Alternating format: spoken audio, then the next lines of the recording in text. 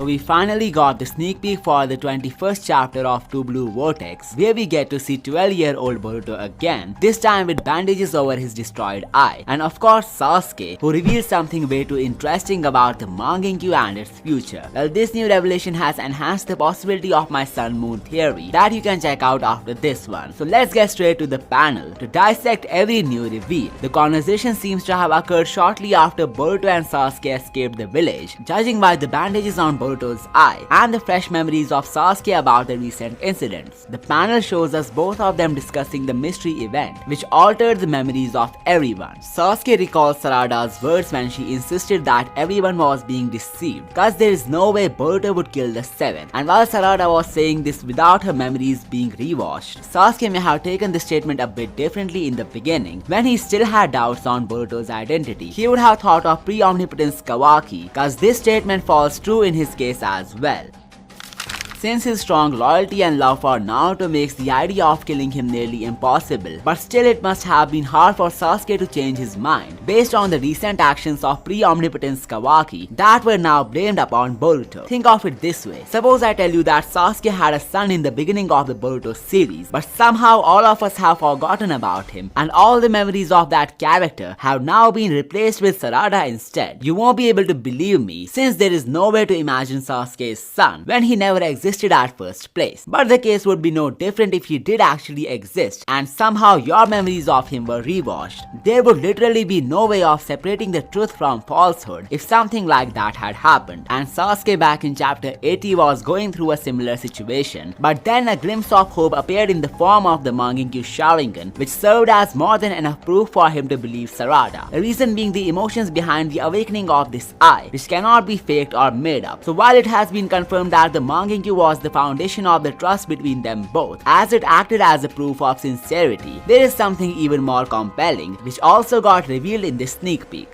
All the theories of Sarada training her MANGEKYO during the time skip have been put to sleep, since Sasuke himself clarified that she wasn't aware of this awakening. This means when Sasuke took the name of this power upon looking at Sarada's eye, it was just an internal monologue and not him actually remarking this ability, cause if that was the case, then maybe Sarada would have taken it as a hint to discover her newly unlocked power. But since things did not play out like that, it can be concluded that chapter 20 was the very first time when Sarada activated this ocular ability. Well, that's also something Sasuke revealed beforehand, as seen in this panel. He said there will come a time when Sarada would awaken the MANGEKYO out of impulse and would eventually be able to learn it instinctively. Well, a few things can be concluded from this revelation. Now that Sarada has unlocked this power by herself, we can expect her to use it more in the future against different enemies. It could play a huge part in almost all her future fights, as there is no reason for her to hold back. Even Koji had spoiled the same thing a few chapters ago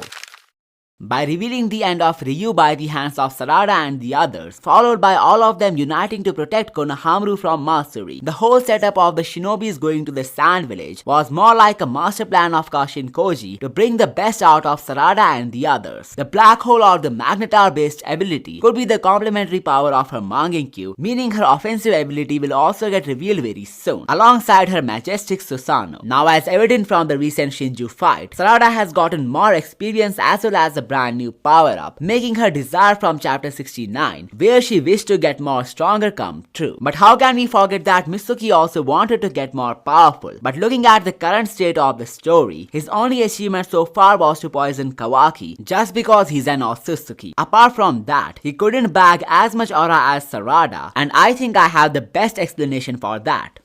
So what if I told you it was more realistic for Sarada to face off the bigger threats like the Shinju as compared to Mitsuki? The idea comes from the philosophy behind the MANGEKYO Sharingan, as it's regarded as an eye which reflects the user's heart, meaning that the type of situation a user is facing will influence the ability that he would unlock to deal with it. This means Sarada, being born in an era where Shinjutsu was misused to create troubles in the world, would unlock a MANGEKYO power potent enough to handle all the divine threats with efficiency. Mitsuki. This scales Sarada to a level where she could deal with Shinju level enemies. But the same doesn't apply to Mitsuki, since there is a limit to how strong his Sage mode could get. His abilities aren't influenced by circumstances, making it hard for him to scale to the level of Sarada or even beyond. Boruto already made this clear to Mitsuki by telling him that if Kawaki couldn't handle him, neither could he, so it was just pointless to try. This means Mitsuki is even weaker than Kawaki with limiters on, which puts him out from the asset group of characters. But what if I told you there is actually a realistic path for him to get as strong as Sarada and the others? And that's none other than Orochimaru's tech helping him to unlock some more power. Just like how Amaro used the Shibai cells to power up his cyborgs, Orochimaru could do the same with the cells of some other Otsutsuki or even the Ten-Tails to make Mitsuki more stronger. I will cover that in some other video, so make sure to subscribe with notifications on. So while there is some time for Mitsuki to get his spectacle moment, the case of Sarada seems totally different, as she may be in for more than a single miraculous moment. The hint again comes from this sneak peek panel where Sasuke says that those eyes would become a tremendous source of power in the middle of this crisis. While the eyes are obviously pointing out to the MANGEKYO, what exactly could the moment of crisis be? Was he just talking about omnipotence or something else? Well, the answer can again be traced back to the awakening of Sarada's overly broken ocular powers. I believe Sasuke was talking about the interference of the Shinjutsu in the shinobi world in all the new and unprecedented ways. The divine powers of the Otsutsuki, better known as Shinjutsu, were never used to create beings such as the living god trees, who would act chaotically to feed their intellectual hunger. Neither was the omnipotence ever used to change the memories of people in a way that it would increase the likelihood of the world coming to an end in a number of futures. The fact that this crisis was born from techniques which are beyond human comprehension makes it an even bigger challenge to face. But the reason the MANGEKYO would become a pillar of hope against these otherworldly threats comes from its quality of granting situation-based powers to the user. So what could be the best possible way for Sarada to deal with these divine enemies? Well, the answer is simple but not obvious. It's the cosmic or space-based powers which originate straight from the outside world. In other words, she would be using the powers derived from otherworldly miracles to deal with all the otherworldly beings. The biggest hint backing this up comes from Sasuke Retsuden, where it was revealed that Sarada is too obsessed with the cosmos. Even in some anime episodes, she was seen with a telescope, which further fuels this speculation. Not to mention in Boruto opening 10, we could see the crescent-shaped Otsutsuki symbol glimmering in her eye, which acts as the final nail to this theory. In Boruto chapter 20, she created a small black hole to suck in the particles of Ryu's iron sand. As for how she did it, it could be that she had the knowledge of all the cosmic elements, be it the sun, moon, stars or the black holes. And when a situation erupted with her having to save everyone from the wrath of Ryu, she could have pulled off this ability which mimics the black hole, making it easier for her to defeat the Shinju. But what exactly goes behind this power? Well, I did my research and came up with something reasonable, so if you find that interesting, make sure to click on that subscribe button. So what I believe is that Sarada's MANGEKYO Sharingan allows her to create black holes by tearing the fabric of space-time with the ability to selectively control what gets sucked in. This is supported by her demonstrated feat in chapter 20, where she used her ability to absorb Ryu's iron sand, freeing her allies without affecting other objects or people nearby.